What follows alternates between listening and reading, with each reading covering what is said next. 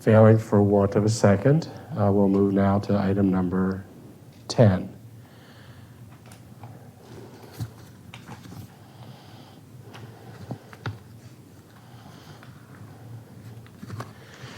Item number 10 is in front of us. It's version 2. That is in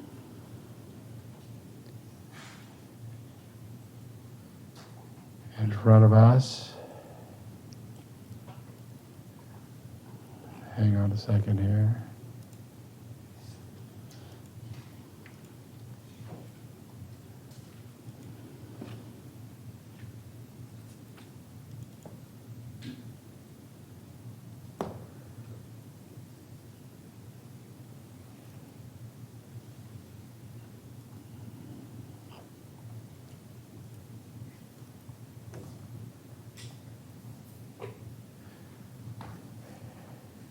Does this have the language for the proposition in it? Yes, the ordinance does. The ordinance? Okay, I see it now. I'm sorry.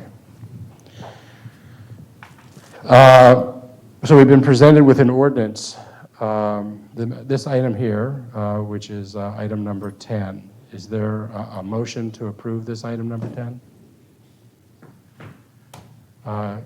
Councilmember Kelly makes a motion. Is there a second for this motion? I can do that. Okay, Yes. Councilmember Poole will let you second that.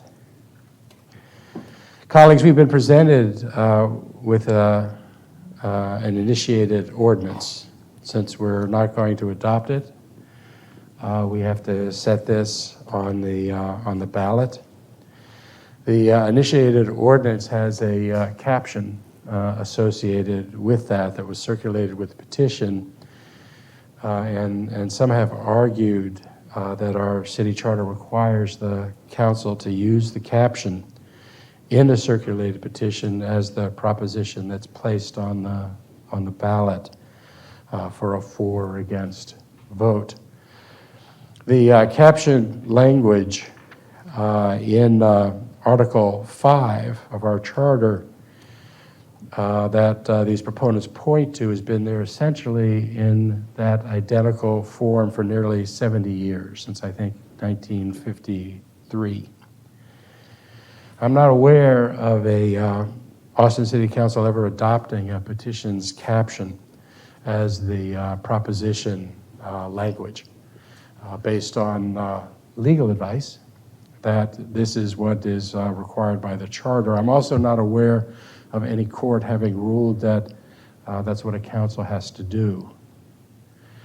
Even if the charter might otherwise be interpreted to require such an approach, the council cannot take that step if the petition's caption is inconsistent with the requirements imposed upon us by state law as to how a proposition has to be stated.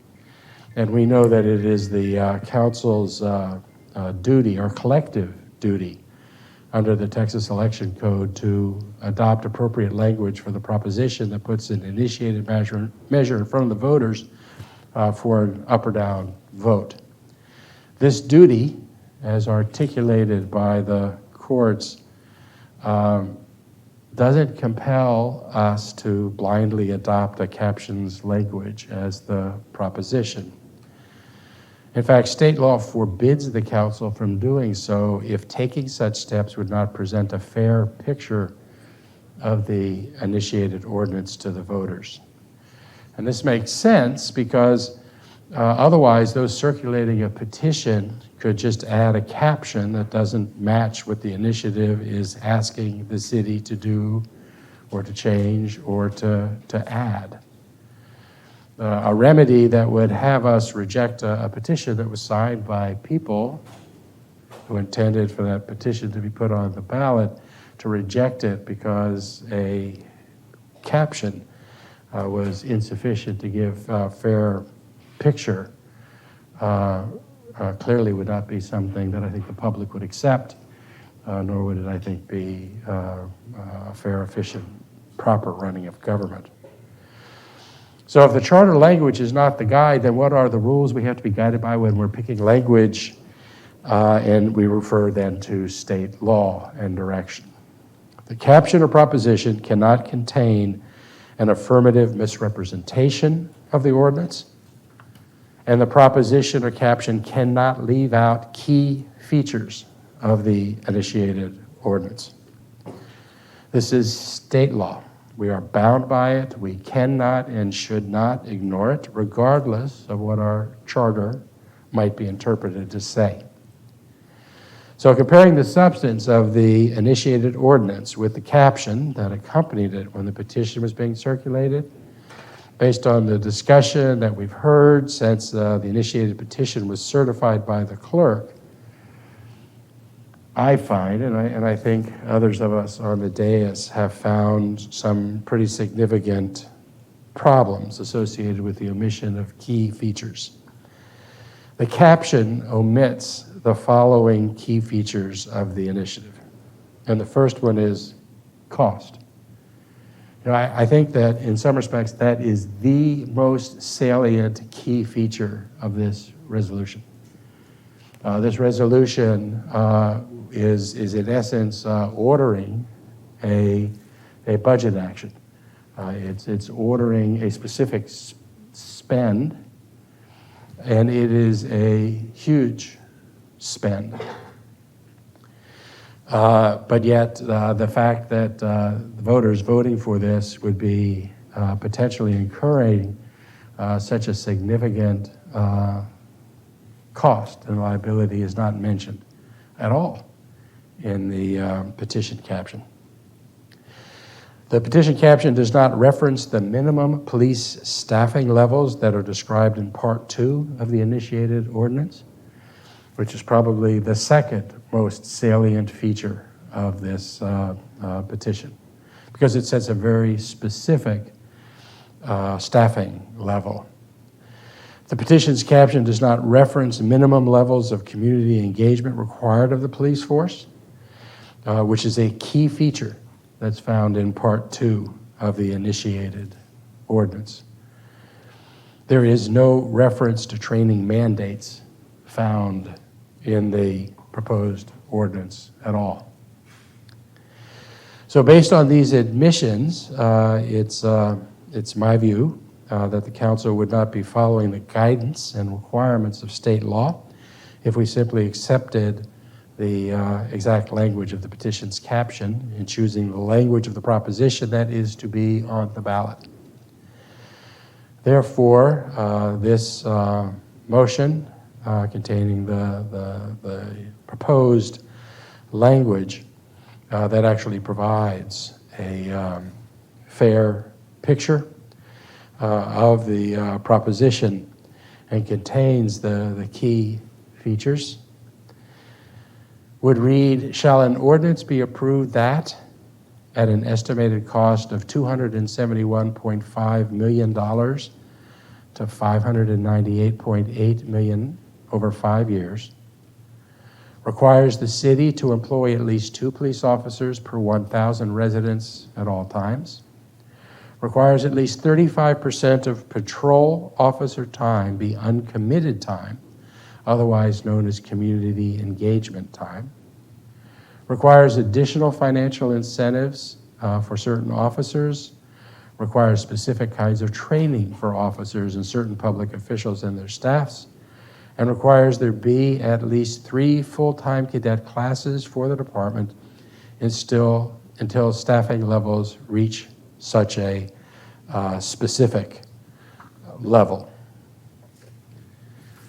Colleagues, that's what's before us right now. This resolution, this ordinance in front of us would identify this matter that would appear on the proposition on November 2nd as Proposition A.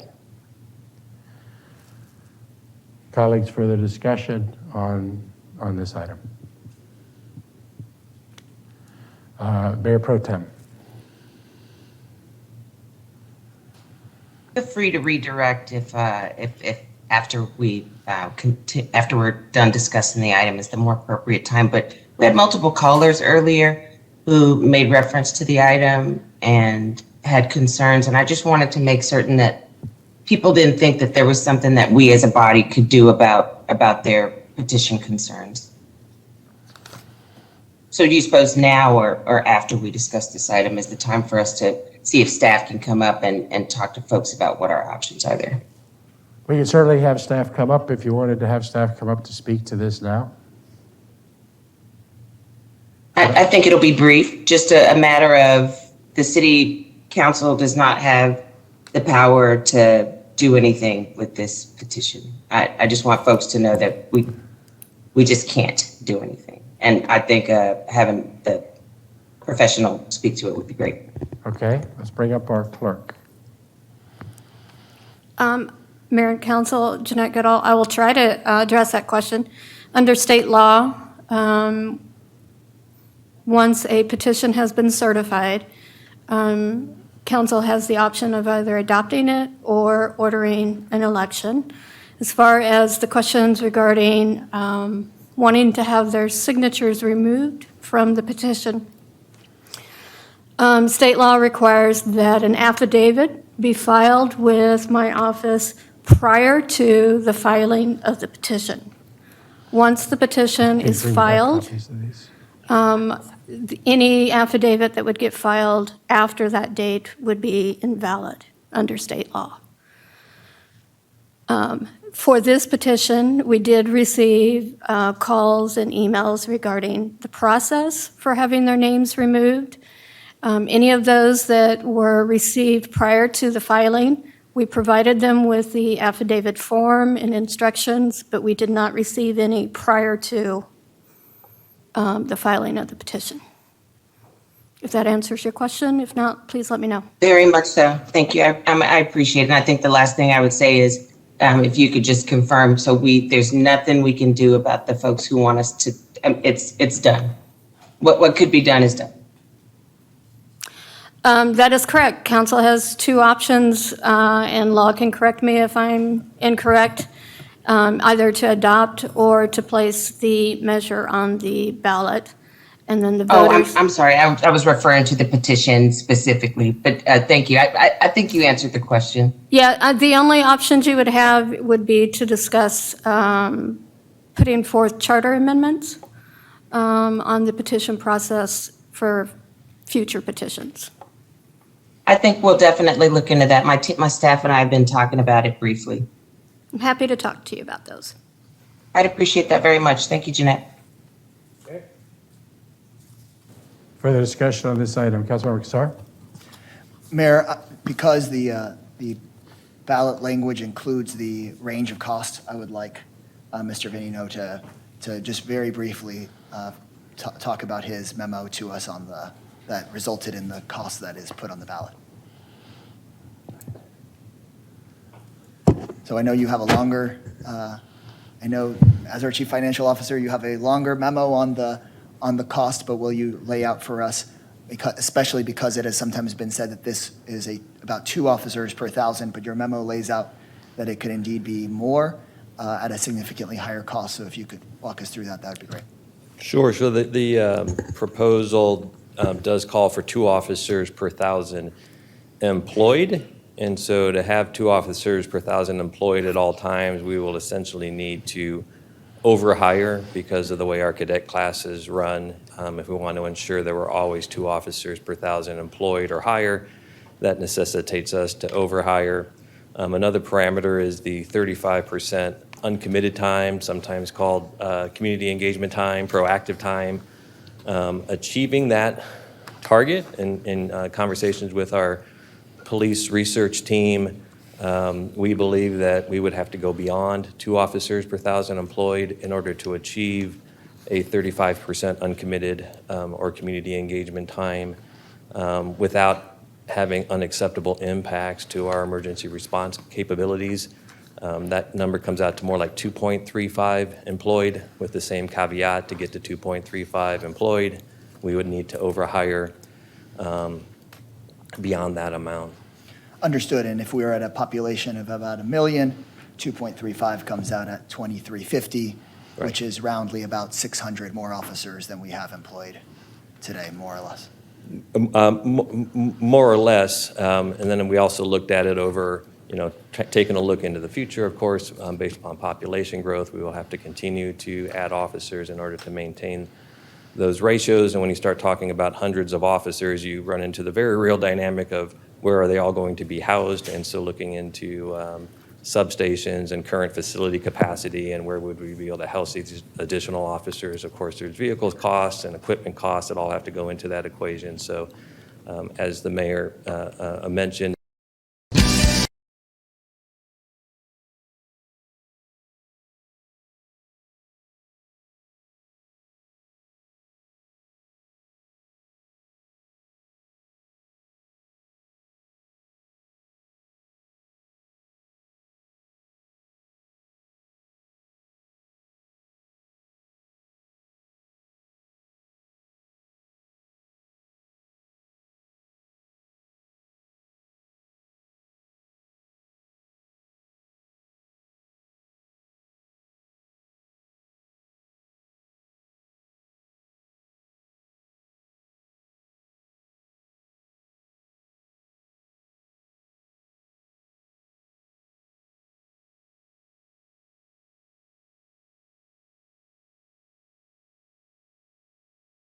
on the high end of the range for those first 5 years. I think for a lot of folks, they may not, folks in the community may not have a good sense of exactly what that means within our general fund budget. A lot of times we hear numbers that big when we're making a one-time expense, but not a yearly expense. And so if our friends at CTM could just pull up the PowerPoint, and Mr. Benino, let me know if any of the numbers here seem wrong to you. But I just wanted to compare what the cost of the ballot measure is to other city departments. So here is the cost at $120 million a year of the ballot proposal in front of us, if you'll hit next. Here is the cost of the Parks and Recreation Department if you hit next. So that's so this is, even if we shut down the entire city park system, we would not be able to pay for this. If you shut down the whole city park system plus the Housing and Planning Department, which is the next one, then you get close to the cost of this per year. Or if you shut down the whole EMS system, you still don't get very close to the cost of this. If you shut down the EMS system and 2/3 of our social service contracts, then you get to the cost of this. The last example I have here is if you shut down the entire public library system, and on top of that, 20 EMS stations, and on top of that, 16 fire stations.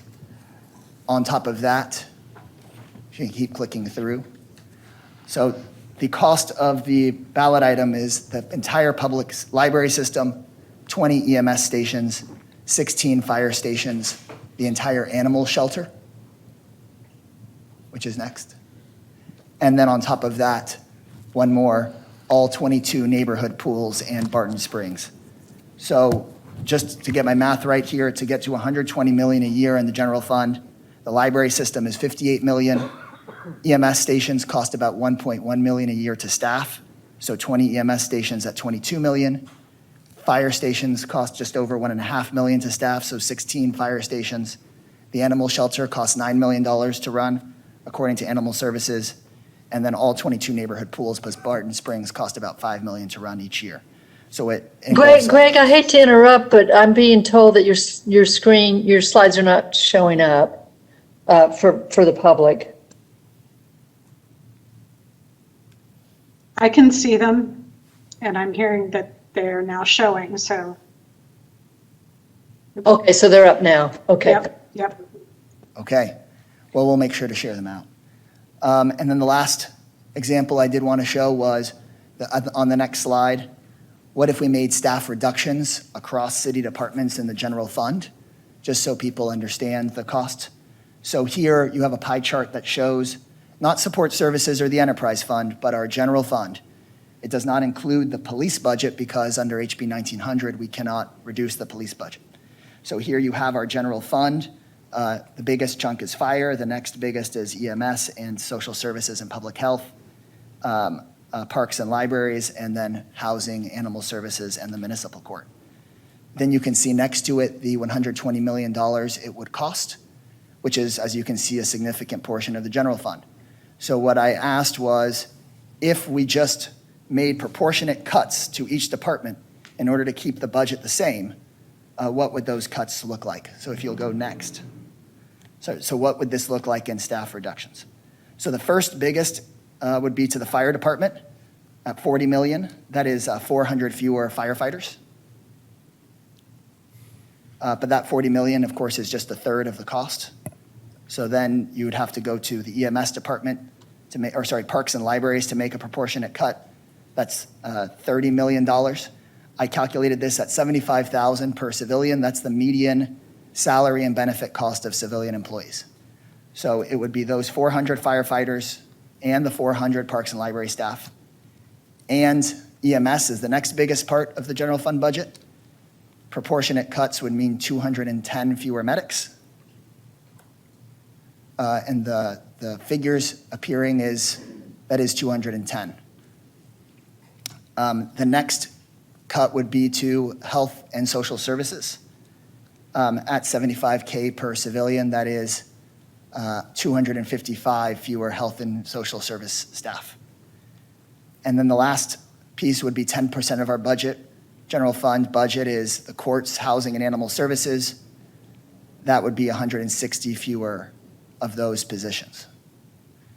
Add it all up, 400 firefighters, 400 parks and library staff, 210 medics, 255 health and social service staff, and 160 courts and other staff totals the 120 million a year for 1,425 fewer city staff positions. And if you hit next, you can see all of them. So that is the number of firefighters, parks and library staff, medics, health and service staff, and court staff that it would cost us to, if we just went and cut 120 million a year out of the budget. Of course, some of this could be reduced if there were a significant tax increase. We could keep some of these services. I don't see the folks pushing for the petition asking for a tax increase, but this is just a sense of just how big and how devastating it would be to our budget. And frankly, I think also to public safety, because I think that our firefighters, our medics, our parks and library staff, our violence prevention staff, that they all help keep our city safe and running. And so that's why I chose not to vote to adopt this ordinance, to put it on the ballot, because I believe that we should pass a budget like the one we're passing, which does hire some new police officers, but also firefighters, but also medics, but also park staff. We're trying to provide a comprehensive set of services, and this would just devastate our existing city services.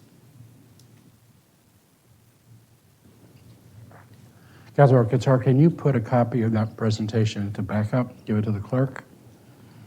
Yes, Mayor. So if people are looking for it in the record, they can see it. You also made reference to a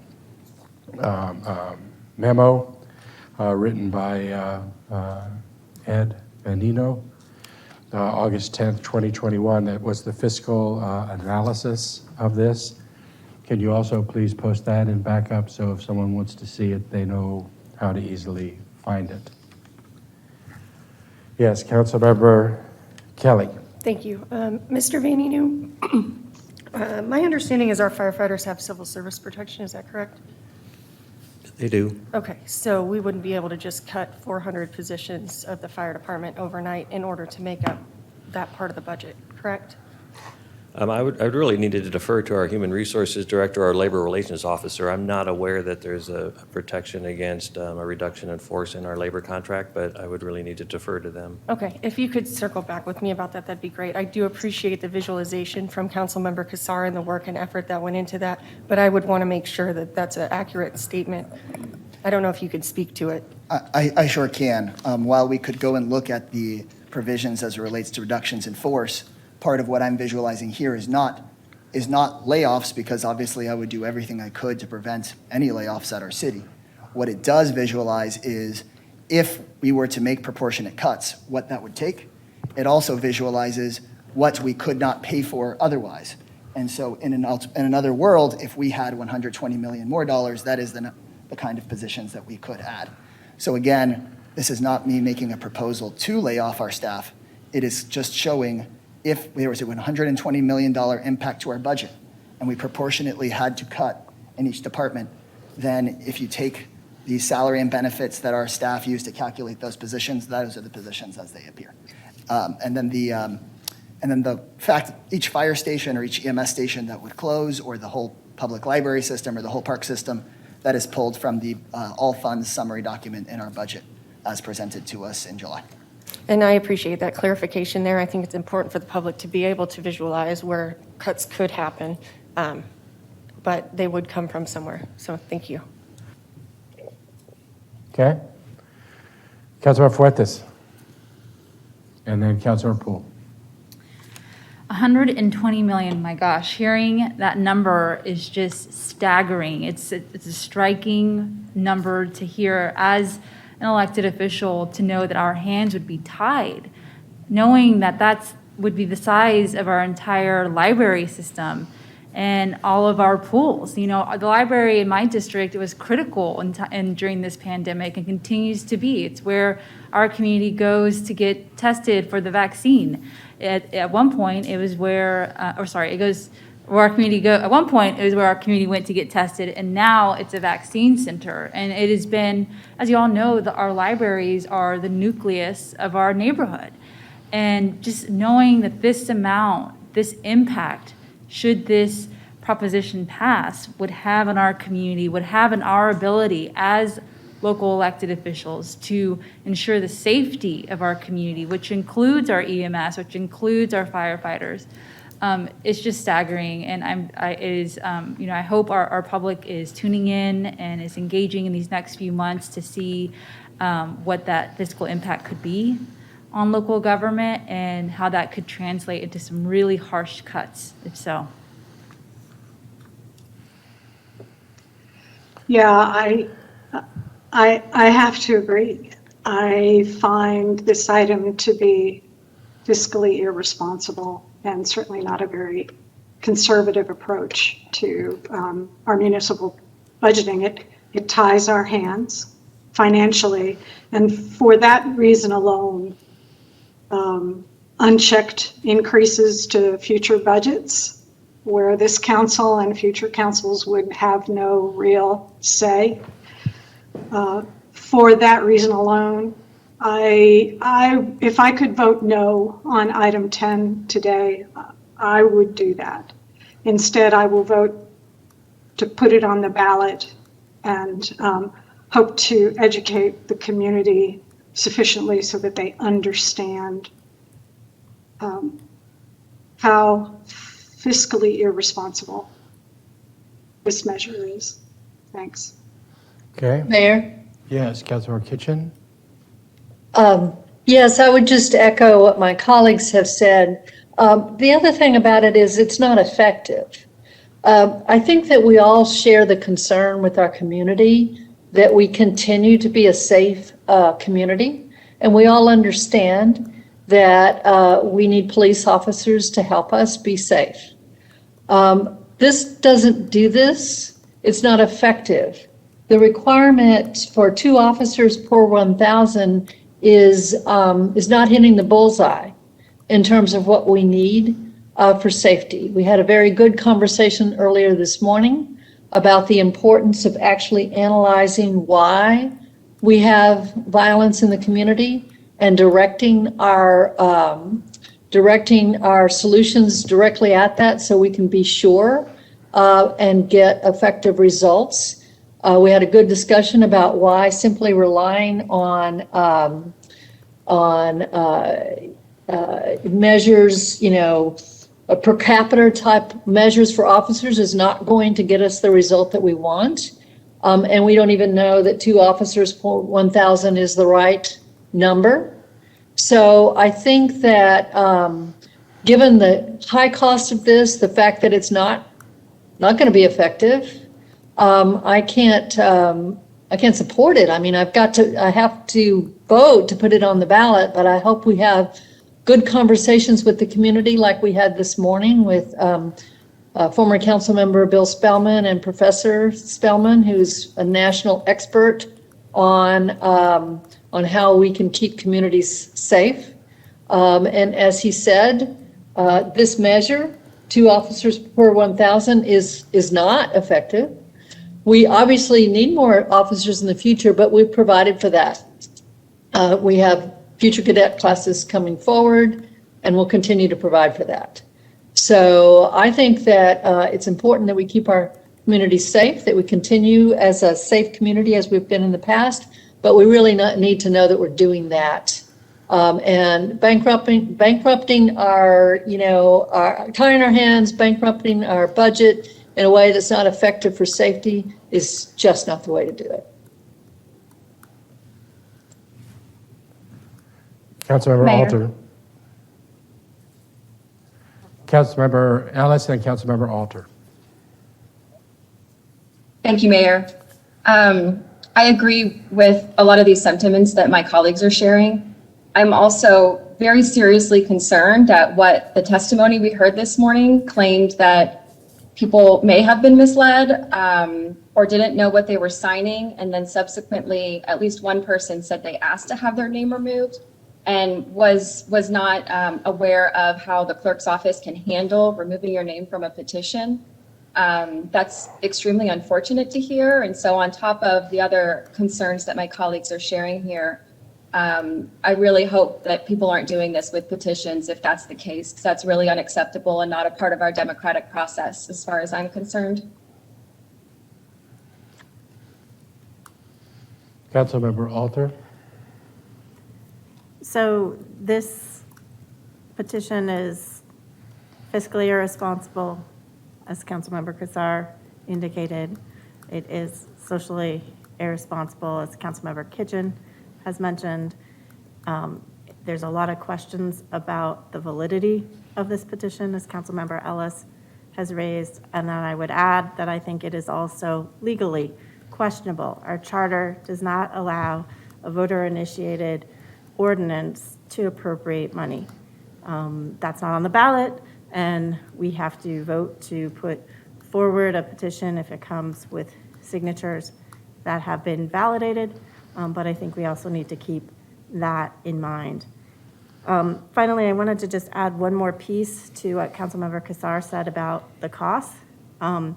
This evening and tomorrow, we're going to be talking about what is the appropriate tax rate, whether we want to stick with the 3.5% cap or consider going up more. We have a chart that was shared with us that tells us how much money we would be able to raise if we increased from 3.5%. If we were to go from 3.5% to 8%, which is the max we can go, the most amount of money in this year with our tax base as it is a little bit over $25 million. So basically every single year we would have to go to 8%, and we'd have to go to the voters to do that tax rate election. And if the voters don't want to go to 8% every year, then we have to do the cuts plus, so we have to cut, and then we'd have to cut even more if we couldn't get the tax rate election. So it's really fiscally very impactful, and given all of the other things that we've said, I think I couldn't support item 9. Okay. Anyone else? Peel. Thank you, Mayor. And I just can't believe this group that bought this petition is so irresponsible for them. The first thing that we would have to cut is libraries, parks, our swimming pools, all our rec centers. And that is what's keeping us safe. It's keeping the young people active and with activities year-round, including during the summer. And for us to have to cut any of these programs, you're just going to put more people on the streets not having anything to do. It's going to bring chaos.